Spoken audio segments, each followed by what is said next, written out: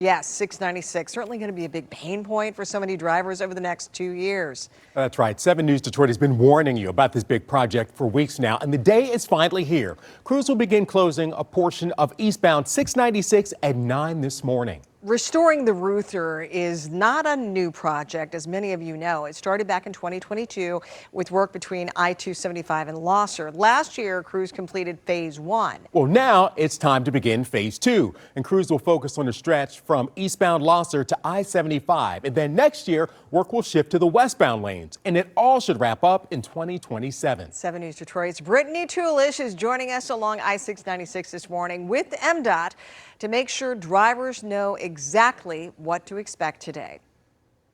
I'm here on Orchard Lake Road, right over 696. Now, this is a little ways outside of that closure area, but Diane, this is where drivers are going to first see those signs. This is Diane Cross with MDOT here. So tell me about the barrels we're seeing on the side. Exactly. Even though our work zone is actually at M10, but we have to lead traffic into that closure of taking you down to 2 lanes. So we actually start the barrels back at Farmington Road. So eastbound 696 drivers, you're going to see the barrels at Farmington on the shoulder, but come 9 o'clock, we're going to start moving them into the lanes, and we're going to end up taking out 1 lane first up to about Inkster. Then we're going to go down to 2 lanes and then down to M10 where we're going to control traffic.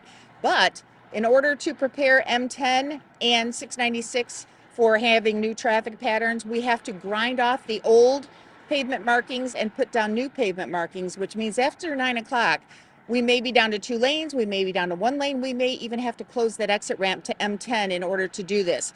So after 9 o'clock, there is no guarantee that going eastbound on 696, you're going to be able to go all the way through, or maybe even use your exit to M10 or have more than 1 or 2 lanes open. So drivers this morning after that 9 o'clock hour have to be really flexible because, like you said, it is really, you don't know what could happen with how many lanes have to close because it's just a very fluid situation. So what things can you tell drivers to look out for? That you are already planning an alternate route for eastbound 696 today after 9 o'clock. While we want you to use M10, we may have that ramp closed again for a couple of hours while we do pavement marking. So you might want to exit at American Drive and take Franklin over to Telegraph. You might want to exit at Southfield and use that as your detour route. But again, after 9 a.m. today, it's going to be a lot of moving parts of crews out there. So please be very careful because we're working on the side of the road in live traffic, and we need you to do the right thing by driving safely with both hands on the wheel and both eyes on the road. And MSP will also be out there assisting you guys as well, making sure drivers are following the flow of traffic and the new traffic patterns. But can you also tell me about the, you mentioned the 1 lane closure, but just how much drivers are going to have to adjust to this change for the next 2 years? Once we get past today, which is going to be, again, a lot of moving parts, but by afternoon drive, maybe early afternoon, when we have everything completely closed, sending traffic down M10, it stays that way for 2 years. And it is going to be a rough couple of weeks because one morning you might take the detour and you say that takes too long. The next day you're going to try a local road. You go, oh, I was still late for work, so I need to leave a half an hour early.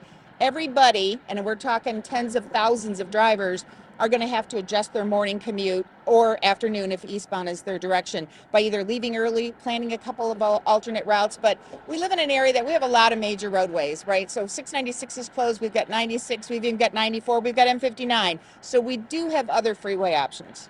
Thanks so much, Diane. So key takeaways for drivers to remember this morning: before 9 o'clock, the lanes are open, but starting at that 9 o'clock hour, that is when all of the traffic patterns are going to change. You're going to start seeing barrels from Farmington Hills all the way through to that closure. So just drivers, be prepared and be ready to do alternate routes for the next few days till you find the best route to get where you're going. From Orchard Lake Road, I'm Brittany Toolish for 7 News Detroit this morning.